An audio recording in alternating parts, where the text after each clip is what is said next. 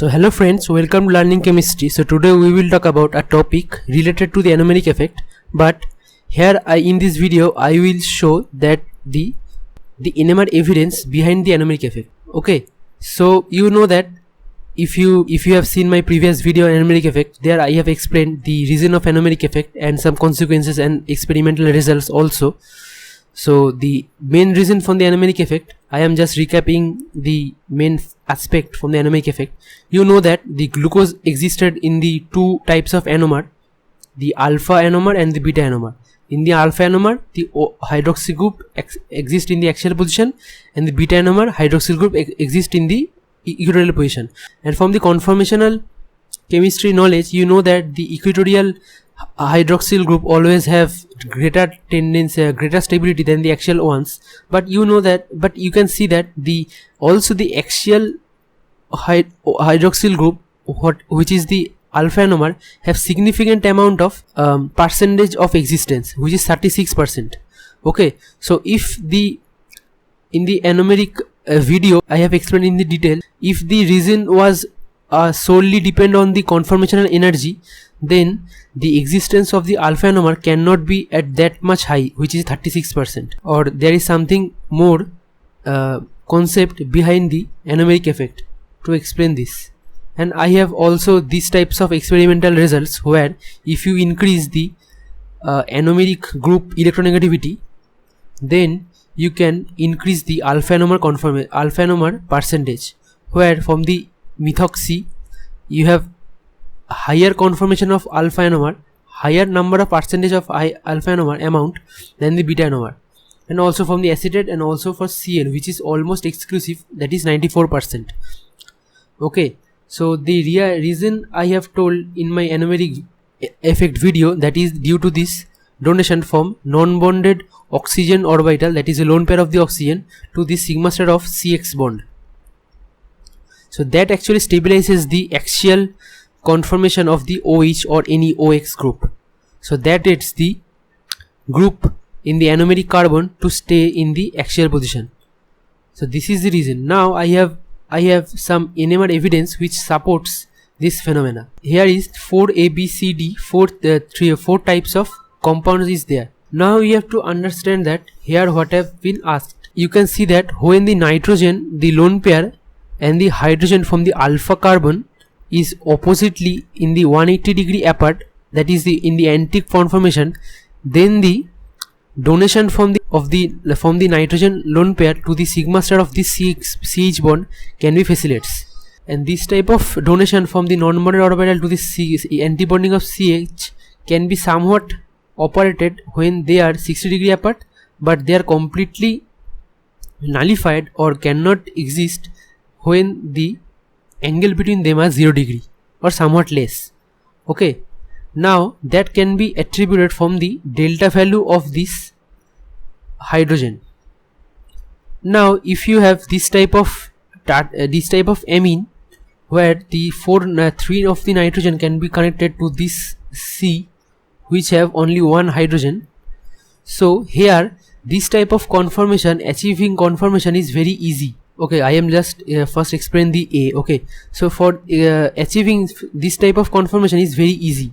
So for that reason, the electron density increases on this hydrogen. Karpi-Mollison calculated that in absence of this any types of lone pair donation or any this type of orbital interaction, the hydrogen delta value should be around 5.60.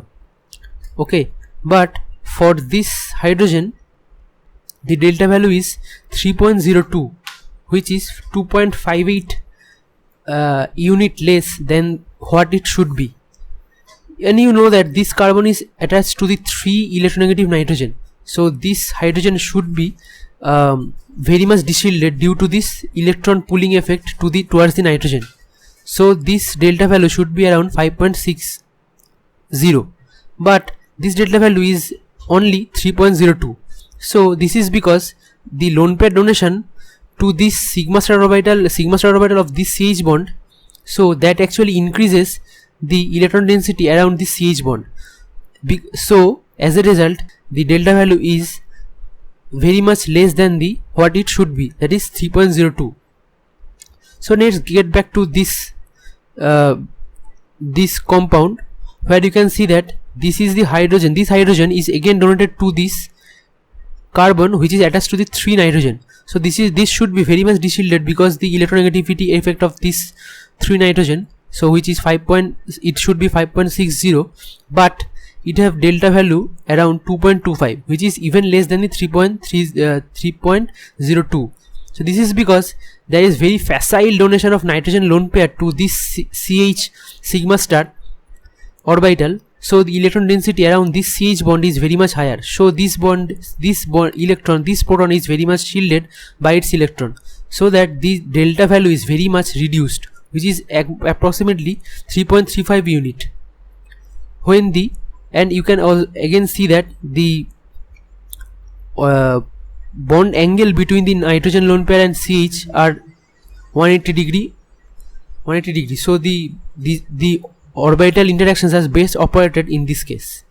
Now in this case, the bond angle from this nitrogen lone pair and this CH bond are in the 0 degree. So that is because these values are closely to each other.